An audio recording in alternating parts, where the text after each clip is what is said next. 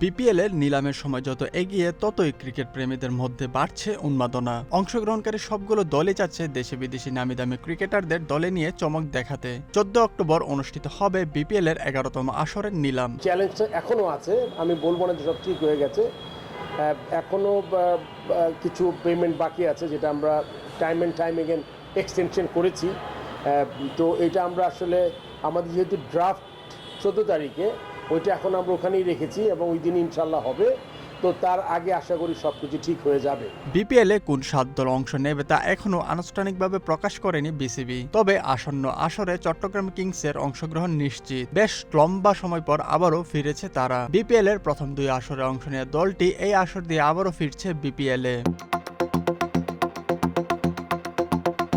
Coaching প্যানেলে Chittagong Kings বড় চমক দেখিয়েছে। ইতিমধ্যেই তারা তাদের প্রধান কোচ হিসেবে নিয়োগ দিয়েছে অস্ট্রেলিয়ার সাবেক পেসার শন টেটকে। বলে গতির ঝড় তুলে ক্রিকেট বিশ্বে খ্যাতি অর্জন করেছিলেন তিনি। বিপিএল এ খেলোয়াড় হিসেবে খেলার অভিজ্ঞতা রয়েছে এই অজি ক্রিকেটারের। চট্টগ্রাম কিংসের জার্সিতেও খেলেছেন তিনি। 44 বছর বয়সী সাবেক এই পেসার বিপিএল এর পাশাপাশি খেলেছেন আইপিএল, পিএসএলেও। রাজস্থান রয়্যালস, পেশোয়ার জালমি, মেলবোর্ন রেনেগেটসের মতো দলের হয়ে খেলার অভিজ্ঞতা রয়েছে তার।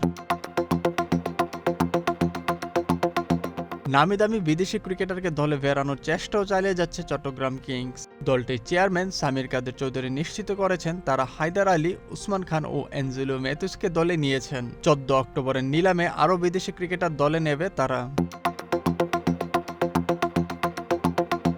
বাংলাদেশের ক্রিকেটারদের মধ্যে জাতীয় দলের ক্রিকেটারদের দলে ফেরানোর সর্বোচ্চ চেষ্টা চালাচ্ছে ফ্র্যাঞ্চাইজিটি। তাসকিন আহমেদ, তাহিদ হৃদয়ের মতো ক্রিকেটারদের সঙ্গে আলাপ আলোচনা চলছে তাদের। এই 2 ক্রিকেটারকে পেতে আগ্রহী কিংস। ড্রাফটের আগেই সবকিছু চূড়ান্ত করে ফেলার ব্যাপারে আশাবাদী তারা।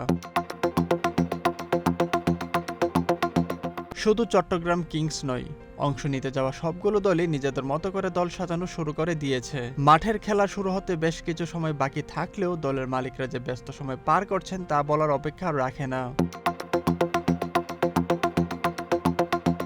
অর্থের দিক থেকে বিপিএল হয়তো অন্যান্য লিগগুলোর চেয়ে পিছিয়ে থাকবে, তবে জনপ্রিয়তার দিক থেকে নিঃসন্দেহে বিপিএল তালিকার সামনের দিকেই থাকবে। নানা সমালোচনা হলেও এদেশের মানুষ যে বিপিএল এর জন্য অধীর আগ্রহে থাকে সেটি নতুন করে বলার কিছু নেই। নতুন বোর্ড সভাপতির জন্য বড় চ্যালেঞ্জ বিপিএল এর 11তম আসর ঠিকঠাকভাবে আয়োজন করা। রাকিবুল হক, স্পোর্টসমেইল 24।